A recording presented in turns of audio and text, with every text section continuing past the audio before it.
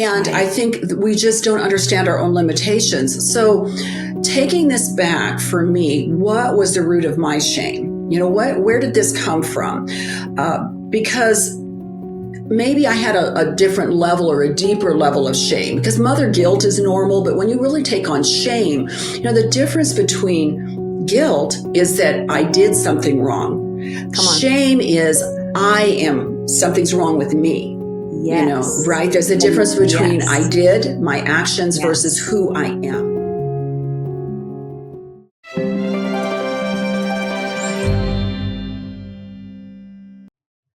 Hi, everybody, and welcome to the Higher Pursuit podcast. We are so glad that you joined us. If you're looking for content that will encourage you, build you up in your pursuit of Jesus, and sometimes challenge you, then you have tuned into the right podcast. In case you're new here, the series that we're in right now is called Repurposing Our Pain. And today I am joined by a wonderful guest and a new friend, Dawn Ward. Dawn, in case you don't know her yet, is a speaker, a writer, and a biblical life coach. She is the founder of The Faith to Flourish, which is a ministry offering support and encouragement to women with addicted loved ones. I know something about that. Dawn also equips women to live transformed lives through inspiring teaching, mentoring, and biblical resources. She's married to her wonderful husband, Steve, and mom to 3 adult children. And her book, From Guilt to Grace, Hope and Healing, this is my copy, for Christian moms of addicted children. It was published in September of this year, so it's now available. And in her free time, Dawn enjoys traveling, hiking, and spending time with loved ones, always with a coffee in hand. So, girl, that is probably why we're friends. I have a secret love for coffee. A fun fact about me, which I don't think I've ever told you. I worked for Starbucks for almost 3.5 years when my kids were in school, because I had the amazing opportunity to have mother's hours. And so it was just such a perfect job for me, because it gave me interaction with people and I got to be sort of like the mom on the floor, but I got free coffee. Oh my gosh, it was they probably didn't even have to pay me to come to work. I loved it. So talk to me. What is your coffee? Here's our icebreaker question. Okay. What is your favorite coffee? If money was no object, you could go to any drive-through, or do you not like drive-through coffee? What is your coffee? That is really a good question. And I'm not sure what makes that coffee unique, but we have a place here in Vegas that is called Earth, and it's URTH. And it's this organic coffee. And it's not the organic coffee that I'm into all of that at all. But for some reason, the way that they brew their coffee and the way that they make any of their coffees, the flavor is so rich. And I'm an Americano drinker, and I just put a little splash of half and half. I don't tend to be someone who, who just likes a lot of sweet drinks or anything. So this one, the flavor of the coffee really comes out. But to be honest with you, Starbucks is still one of my favorites because they're consistent. And I can go in and order, my grande Americano with half and half, and it'll turn out perfect every time. And so I've acquired that taste, but definitely this one coffee really impresses me because I know that they have it grown for them somewhere in the world. And it's just a really impressive coffee. Well, here's where I could really geek out on coffee. I would actually love to know where that coffee is from, because Starbucks does an amazing job, at least they used to, of training the baristas about the importance of where coffee beans are grown. I mean, African coffees are more acidic because the soil is drier. A Sumatran coffee is going to be like deeper and more earthy because it's grown in volcanic soil. Yeah, I could really geek out. We're not going to get off on coffee here because it is something I'm going to find out for you, and I'm going to get it to you. Yeah, because you know what? It actually talks a lot about, if you want an Americano, then that's espresso shots and hot water. So where do they source their espresso from? It's so right. Cool. I have one other thing is that a cool fact is I didn't even start drinking coffee till I was 30. Mm. I was always a tea drinker, but my husband Oh. and my friend at the time always got annoyed with me because they were drinking coffee and they're like, just have coffee. And I said, but I prefer Mm. tea. But I think it was just the hassle of, we don't want to have to make you a cup of tea. So you're going to learn how to drink coffee. So I learned how to drink at 30 and Oh now, my but gosh. I truly do prefer a cup of Americano over a regular cup of coffee though. So And we do that's get probably, spoiled. Yeah. yeah. I mean, because espresso has a much more full bodied Yes. flavor to it than regular brewed coffee does, just because of the way it's the type of beans and how it's roasted and all of that. So people think that espresso is more bitter, but it's actually not. If it's done right, it's not more bitter. So anyway, oh my gosh, so exciting. I could talk to you about this all day. Well, I would love to know, listeners, you can put this in your comment. What kind of coffee do you drink? Do you drink an Americano? Are you the sweet latte person? Do you have to have the extra from Dunkin' Donuts? Like, what is your coffee jam? For me, I am simple. I like a cup of black coffee, and it has to be a dark roast. Oh. So that's my coffee thing. All right. So Dawn, let's get back to you. Okay. I want to know, and my listeners want to know, what gets you out of bed in the morning? What mission, what cause, what project drives you in who's your tribe? Who do you talk to? Well, really what gets me up and who gets me up in the morning is Jesus. And I know a lot of people will say that, but for me, I have such a love for his word and for spending time with him. And I love any conversation or tribe or people who want to share about what he's doing in their life, what he's brought them through. And when I talk to people, I find out everyone has something they're going through.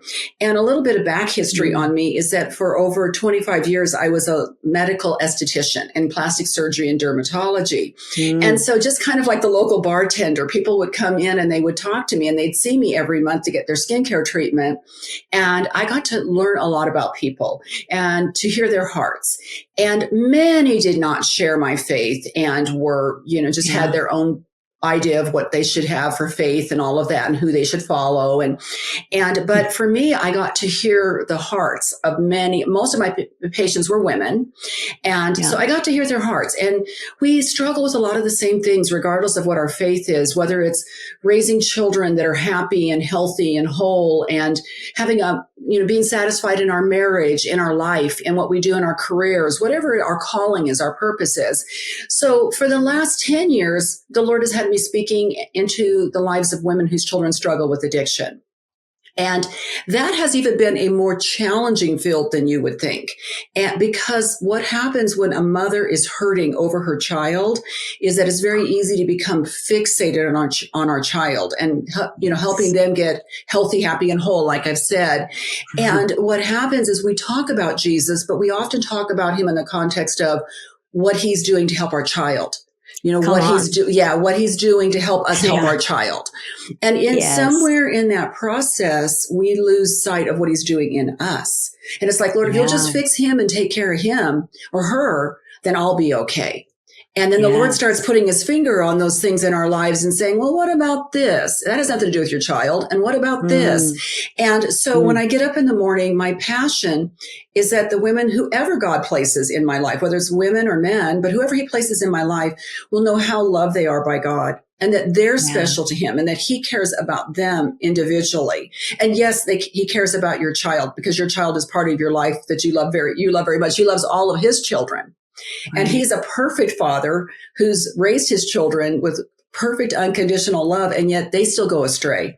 So he sees our hearts as broken moms and knows that we are hurting and cares about us individually. And so my passion is that whoever God places in my life to speak to will know his love and his deep concern for them, and that they're seen and known and heard and loved by him. That is so great. That is so wonderful. And it is so important.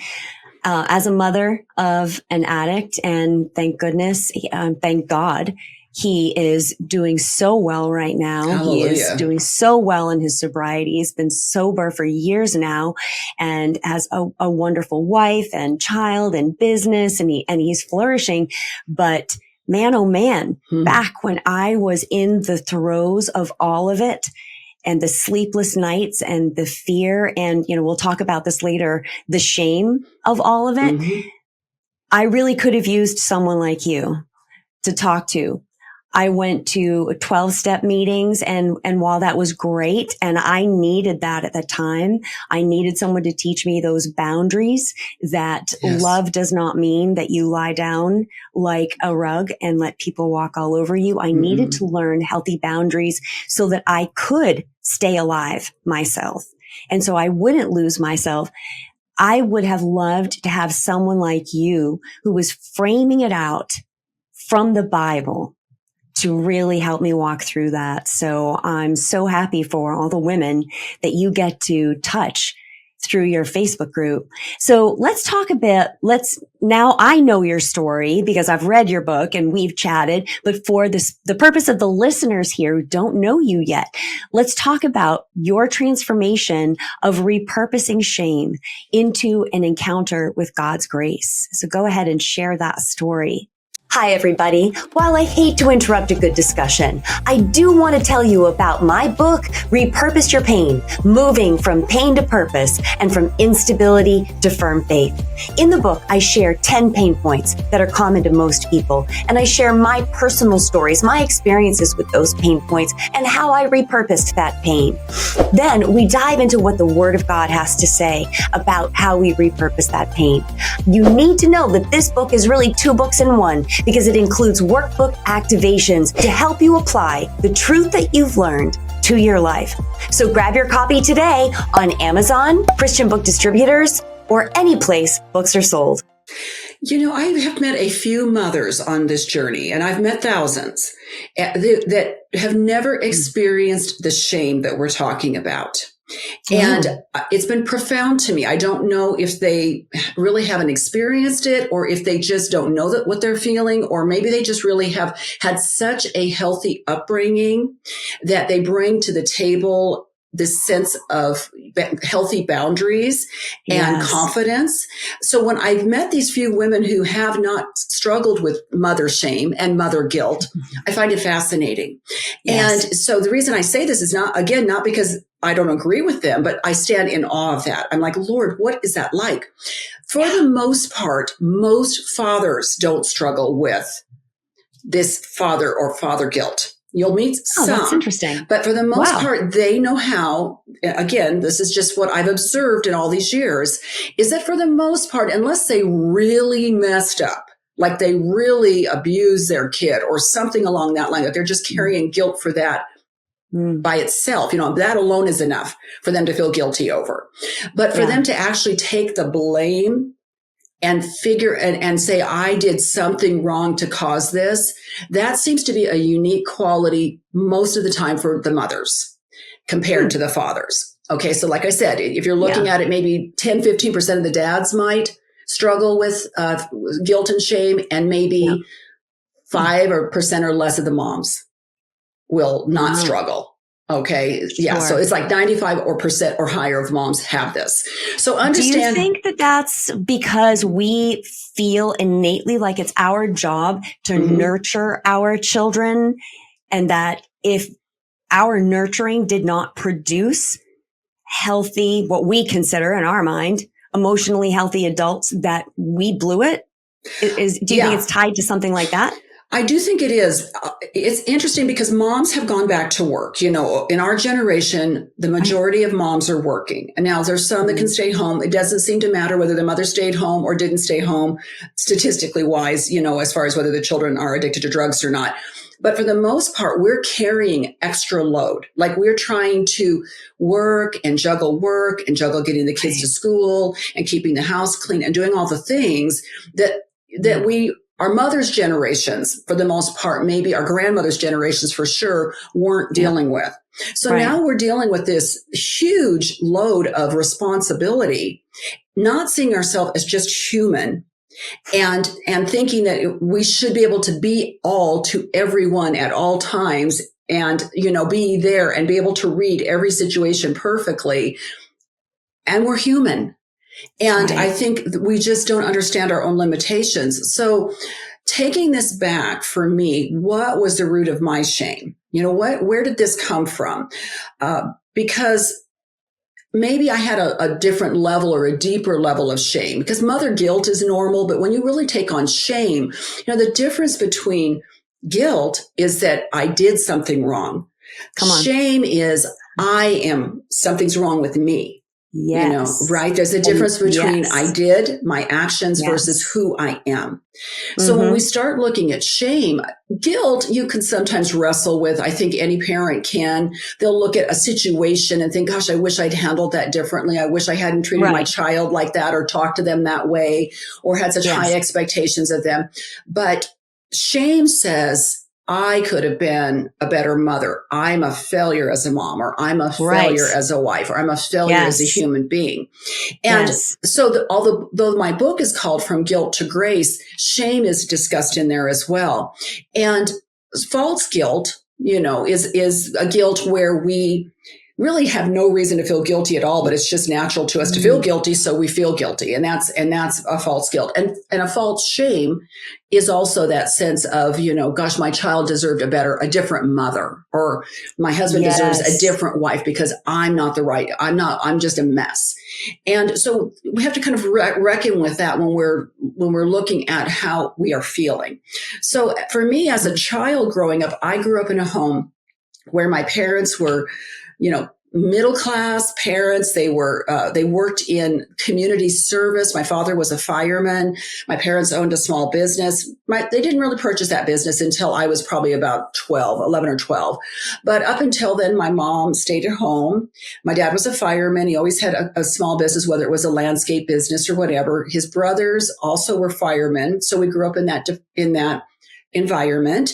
And my dad just drank. He drank like a fish. He was a fireman and he drank beer.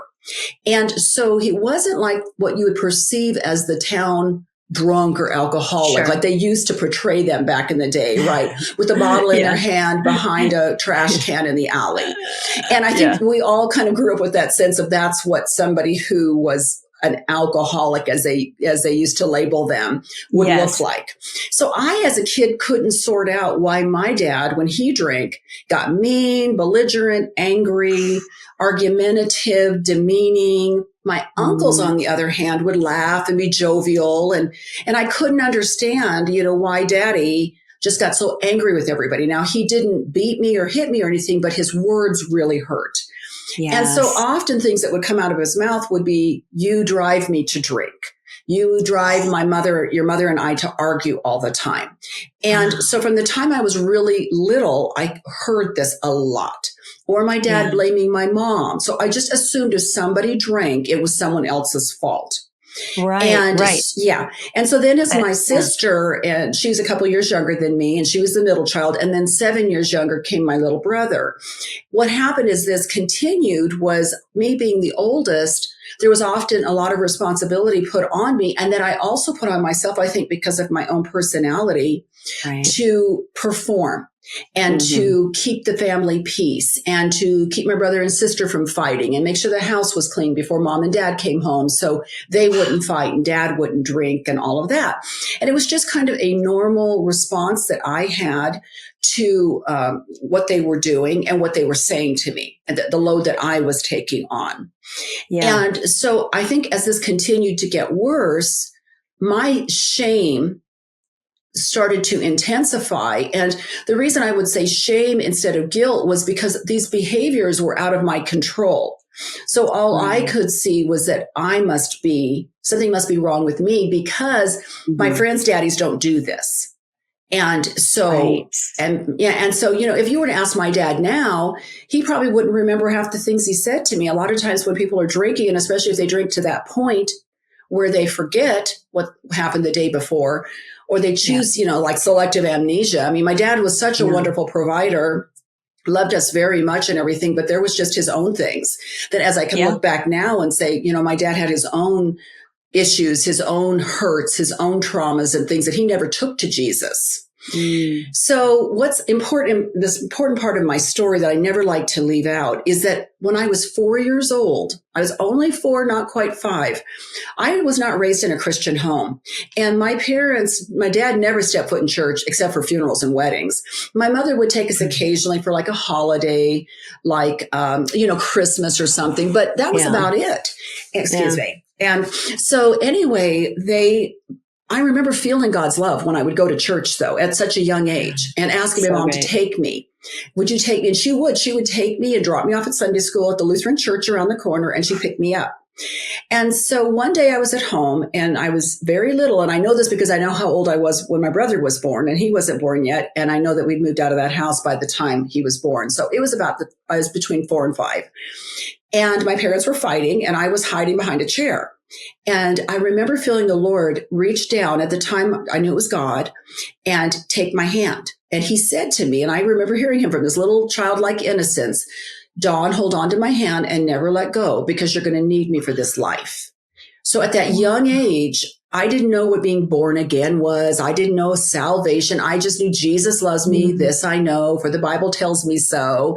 And what I would hear when I would go to the Lutheran church. And so I continued to get very involved in church and had my confirmation and all of that. And so probably when I was about 11 or 12, I heard the salvation message for the first time and heard asking Jesus into your heart. And I went through that. I probably ran up a few times to receive Jesus at anytime there was an opportunity for me to receive him as Lord, I probably ran forward because I didn't think it stuck the time before. And so I always tell people that I discipled myself, because even though I started going to churches that like Baptist or Pentecostal church, I was kind of church hopping and friends were picking me up and taking me to church and everything. I was that kid whose mom and dad didn't come to church. And so, I would go and I would learn and get a ride when I could get a ride and all of that. But I was learning to listen to God's voice and learning to listen when he spoke to my heart. And through that process, I started to believe that, this really is my dad's problem and my mom's problem. This really isn't my problem. But I still didn't know how to reconcile the feelings that I had inside. And one thing that I wasn't really planning to talk about, but the Lord laid it on my heart last night and this morning with your listeners, is that, and I do mention it very vaguely in my book, but I was one of several girls in my neighborhood that for several years was molested by somebody that we thought we could trust. But nobody talked to each other. Nobody knew this was going on. Yeah. And the reason I tell you this as part of this particular story is because the man who was doing this, that we called Grandpa, he said to me, don't tell your parents. I know how your dad is. I know what he is like when he comes home and he's been drinking and everything. I can hear him. And if you tell, then they will not believe you, but they will take your brother and you and your sister away from your home, and they will separate all three of you. So he put on me this feeling that if I even told what was happening there, but he linked it to my father's drinking. See that? And that your behavior and your decisions could impact negatively. You doing the right thing. Yes. Could cause somebody else to behave badly. Yes. Your behavior then is directly linked to somebody else's behavior, meaning your behavior then can control. If you do the right thing, the wrong outcome won't happen. But if you don't do the right thing, he has it's not his fault that he's drinking or that he reacts that way. Right. Yes, I can totally see how that could link in your mind. Yes. And so what happened was everything that I found joy in, from ice skating to gymnastics to different things, my parents were relying on him to take us for rides because, drive us there. So everything became a situation where I didn't want to do any of those things anymore because I knew how the situation was going to end. So I finally got to that place. I think as I got closer to probably 10, maybe somewhere around there, I just would not go over to his house or anything.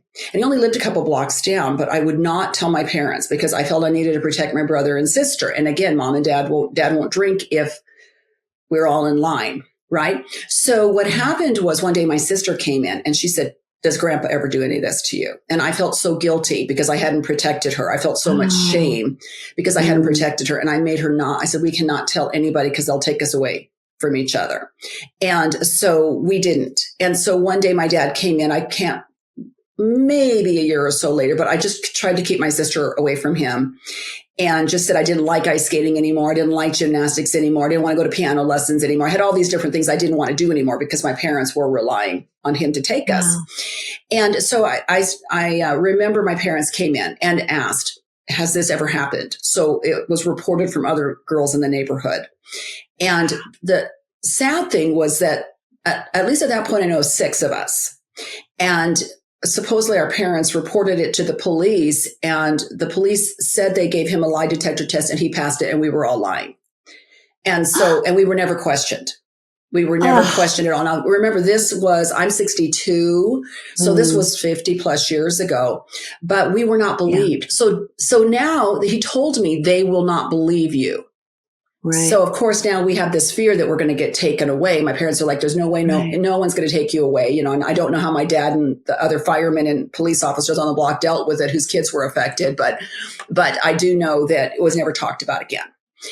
And so that just fed into this sense that, I love Jesus and Jesus loves me, but men cannot be trusted in any way, shape, or form.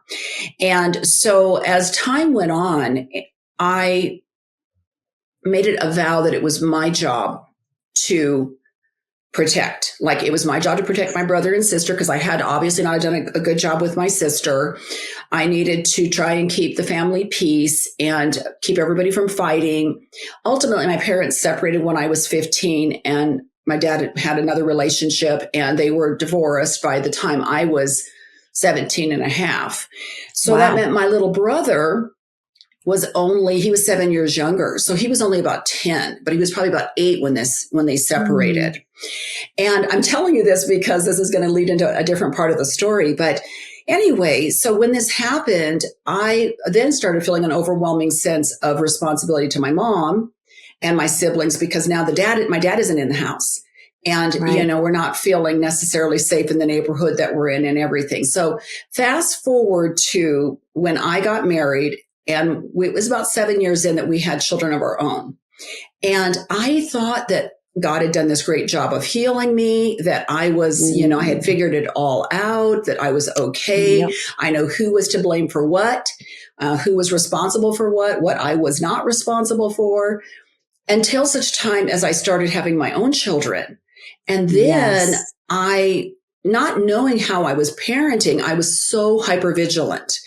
And I thought about everything that possibly could go wrong, tried to really vet their friends, whose homes they went to, aware of what could happen if I let them go to someone's house that I didn't really know the parents all that well. They went into Christian school. We just did everything possible to make sure that they were aware of the dangers. And I remember telling I have 2 boys and a girl. I remember telling them, don't ever drink because, in our family, there's problems with alcohol and grandpa has a real hot temper, but all the men in the family have problems with it. And my brother struggled with obesity and my sister with eating disorder. And my mother had a gambling problem. So there was a lot of things going on. And I knew that addiction was, and everybody in the family was affected in one way or the other. So I was hyper vigilant in all the rules that I established to raise my children. And then all the fears that I must have placed on them.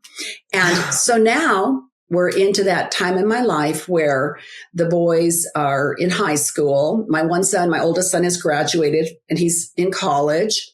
My middle son, who had gone to Christian school up until junior high, and then he was in public school. I had to go back to work at that point. My husband had some injuries and back injuries and surgeries and things, and I was working full time. And so we couldn't really afford to keep them in private school. So we had moved them into public schools. My daughter, we didn't know at the time, was on the autism spectrum. So there was trying to homeschool and trying to, figure out the right place for her because we could see some of the things she was going through. Yeah. And so believe it or not, it was actually my middle son who was the first to have a problem with drugs. And his older brother was in college and appeared to be doing well and living with friends and all of that. But he had done really well as far as we knew until that last year of high school.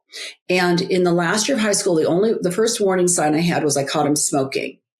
I went to the store that he was working at just to do some shopping, and he was out front smoking. I was like, you've got to be kidding me.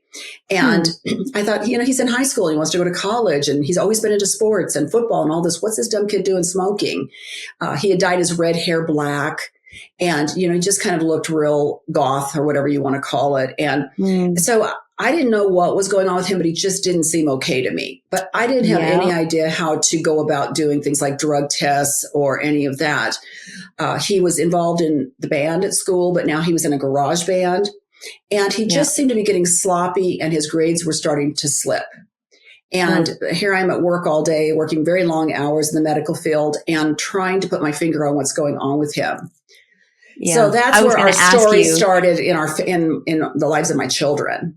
Yeah. When you saw these changes in your son, and we don't have to go down this rabbit trail too much, but did you have a gut feeling that something was off, that it could have been drugs and alcohol, yet have no proof, so it made you feel like you were kind of crazy? Did you ever go through that? Because I know I did.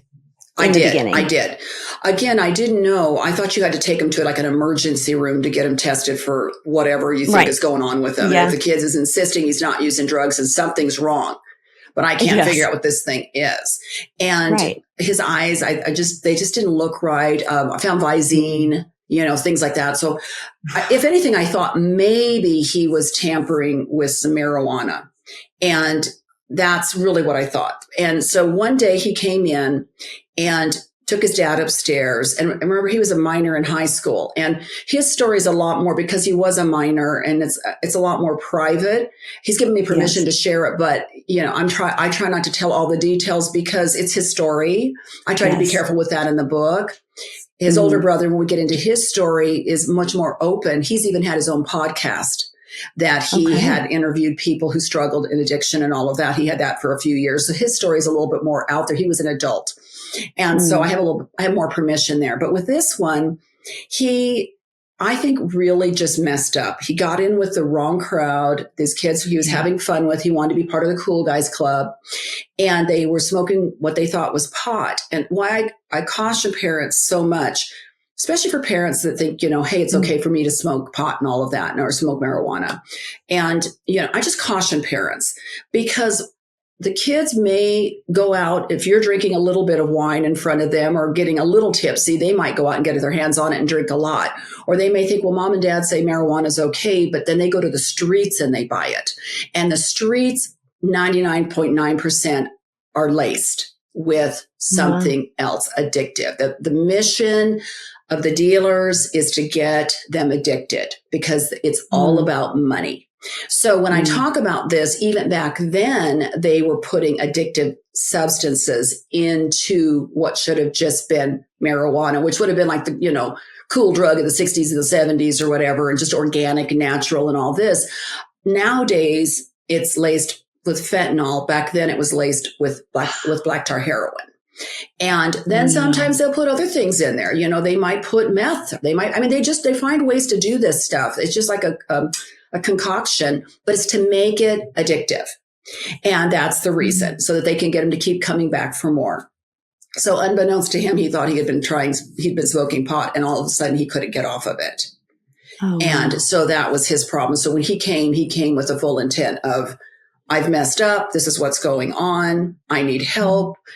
He'd already done his homework. He'd already asked, to go to a certain place to get some counseling and figure out what was going on. And him and his friend, his little friend, they both realized that they were in trouble. And so he started that process in high school right away of turning things around. He was still a minor, and he wanted to be able to go to college and wanted to be able to get his life straight. Now, was it picture perfect? No, because they're kids and they think they know more than they think they know. And they think that they have it all figured out. What does mom and dad know? Right. But it took a little while, but really it was an ideal situation in that he was on board, recognizing he had a problem and recognizing that he needed help. And so that was a good situation for us in that as soon as he graduated from high school, he said, I need to really go out of town. I need to get to, go to school out of town. I need to kind of make new friends, a new support system. And so that's how things worked with him. And I would say I felt feelings of guilt with him right away, that I had missed it. And I had felt very like, what was I thinking? And why didn't I know what I didn't know? And I never thought in a million years that my family's bad genes and, generational curses or whatever you want to call any of it was going to come through in this manner in our lives. Yes. And one of the things I really believed was I would never be happy again. I 100% believed. And I even said to my counselor, our addiction counselor, I said, I will never be happy again. So the feeling of loss and being so despondent and so discouraged, to have this happen to my, 17-year-old baby, I just couldn't even imagine that life could be okay. So the guilt and everything was, how come I didn't protect him? He might as well have run out in the middle of the street and been hit by a car while I was busy talking to the ladies, in the gossip corner or something, and not paying any attention at all. Rather than the truth was, I was at work all day. I was seeing patients all day. I was coming home and doing the best I could, but couldn't figure it out. And didn't know what I didn't know. I gave myself no grace. It was just like, Mom, you must have been asleep at the wheel. And so that was probably the feelings of guilt that I had with his situation. And I was just miserable. I just really had a lot of, self-loathing. And so when things looked better and he did do some secular counseling and just figuring out what he was involved in, outpatient, they call it intensive outpatient, where they go like a couple of times a week for counseling, and they go to their 12-step meetings and all of that. And he was just 17. And like they said, they go, he's just like a punk kid. Like the people that are in here are often older and have gone through this and spiraled several times and all of that. But when he did go out of state, he went to a faith-based program, and they actually train them, ones that are interested in becoming mental health and addiction counselors. And so he went through the whole training. He worked with them for a few years. He became a licensed mental health worker in the state of California. And he was there for a few years and really just, he did well. And he decided to come home and wanted to go back to school and go back to college and everything. And now he, like you were telling me earlier, my son has been married for over 10 years and has been working professionally for many years. And he's doing really well. And his story is just such a story of grace and a blessing to us. And so we thought, we dodged a bullet. But what happened was, no sooner were we kind of taking a breath than his brother, we found out his brother, who at this point was about 25, had just recently graduated from college, but he was dealing with a congenital birth defect. We didn't realize it at the time, but his entire life he'd been plagued with stomach problems and anxiety and all these things that go with it. Well, we didn't realize that he had a congenital birth defect that required a major surgery where they had to wrap his stomach around his esophagus.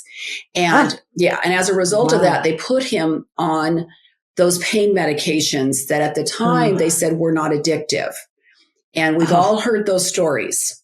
Yes. And so for him, they were just giving it to him for several months during that period when he was really on a liquid diet and pudding and just a very, very, minimal diet. And they were just giving it to him like liquid candy. And when the time came for him to get off of it, he couldn't. And I remember taking him to our family doctor and saying, what is going on? I was naive and just didn't even put it into the same category as the street drugs. And so I wasn't putting the two together. And the doctor, our family doctor, said, well, the medical practice has failed you and your son is addicted to this. And I was like, what are you talking about? And she said, I don't care what they say. I don't care what Big Pharma is saying. This is a highly addictive drug. And she kind of told me a lot about the pharmacology of it and everything. And at that point, I thought, okay, well, we'll just get him off of it and get him cleaned up and he'll be back to business as normal. And, college graduate, he'll get himself a great job and move on. But it was more like mother's milk to him. I think with the anxiety and the stomach problems and the depression and the different things that he had dealt with, he said it made him feel normal. I think there was a lot of social anxiety around even the stomach problems because he would be afraid to eat in public and different things. And so this all of a sudden became mother's milk to him. And it was he kept going back to it. And eventually it became, well, we're not able to get the pills anymore, or we're getting the pills on the street, but they're not affordable. So now the next thing is the black tar heroin, which was what was the big thing around Vegas at the time. Wow. And so now we have a son that's addicted to street drugs and all of that going on again. And this time, if I thought I had a get out of jail free card with the first one, now everything came flying back again in my face. And now, Mom, okay, one kid, maybe you cannot put this on you. Two, this is everything about you. And I really never looked at even my husband's family history. I never looked at anything but me. It couldn't possibly be anyone else's fault but mine. And if I didn't cause it, it was at least my fault that I didn't catch it before it became a problem and that I couldn't fix it. And so that's where, so that's where all that guilt and shame and self-blame came in, because I thought I must have been asleep at the wheel or something for it to, and at that point, I, by all outward appearances, appeared to be functioning okay. I had to go to work every day, and it was a great escape for me to be able to go in and just take care of my patients and hear their stories and just kind of keep mine away. My husband was missing work a lot at this point. I think he actually became disabled, was no longer working at this point because he had had 5 back surgeries. And in the process, he'd also become addicted to those pain meds. But I didn't know it because the doctors were giving him more and more pain meds. And then he would try to go off of them, and then he'd get sick. And now all of a sudden I'm like, well, he's different. His situation is just chemical dependency, but he's got a good head. His brain is okay. But my son has a chemical dependency, but his brain, with his mental health issues and clinical depression and anxiety and all this, now he's combining all of these drugs with benzodiazepines like Xanax and different things. Goodness. And, now it's becoming a very deadly combination.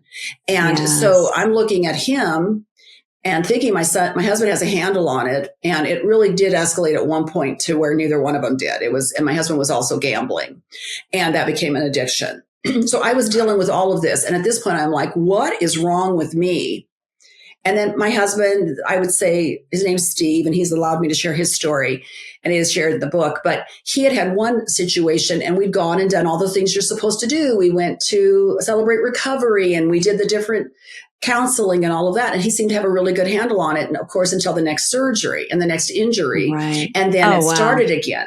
And see, that was still me not understanding that you can't go back to that. You can't go back to those drugs because you're going to, because I just didn't know what I didn't know. Yeah. And I wasn't talking a lot to my own doctors that I worked for about it, because it was our family situation that I was trying not to bring to work. They were aware, but I wasn't getting into the depth of what was going on. And so for the most part, my husband did pretty well for quite a while there. So I thought he was okay. So all my focus is going into my son. And my son his just spiraled so much worse. We're talking numerous DUIs, rollover car accidents he shouldn't have survived, but God had a bubble around him. He never hit anybody else or hurt anybody else. He walked away from them. It's such a God thing. A few times when he was so low that we needed to send help because he was threatening suicide, and they had to, they said he was really at risk. And so there was just things like that were so intense that I couldn't believe that this was our life. And I started looking at, asking my mother, is anybody in your family have mental illness, and finding out that she had some aunts that had threatened suicide, and asking, but always looking at the women. It was an odd thing. I was looking and asking my mother about her family, not talking to my dad about it at all. And he didn't even know a lot of what was going on because I was so private about it with him. And that's revealed in my book, as well as what the Lord did when I finally had that conversation with my dad. And that was when my older son was going through it. My father never even knew about what happened with my younger son. Right. And so, but my mother, I was looking to the women, like it must be my fault. It must come from my mother. And I knew that the men in my family drank, but still it was this whole weird thing in my head about, mom guilt. and mom shame. It's just the strangest thing. And I say it's strange, but yet when you talk to moms like yourself, we all have wrestled with this, right? Same. Yes. Yeah, we've all wrestled with it. So I act like it's unique, but in my case, I don't think it was any different than so much of what other moms are going through. And sometimes it's not even addiction. Sometimes their child is struggling with a learning disability or maybe another health problem. Or maybe it's just delinquency and rebellion, getting into trouble, and you have the police showing up at your door and you're thinking, oh my gosh, what are my neighbors thinking right now? Or all of that. And it can be we just heap it on ourselves. Thanks for joining us for this episode of the Higher Pursuit podcast. We hope you enjoyed the conversation as much as we did. Remember, this was just the beginning. There's so much more to come. Be sure to tune in next week for the continuation. If you enjoyed today's episode, please subscribe, leave a review, and share it with your friends.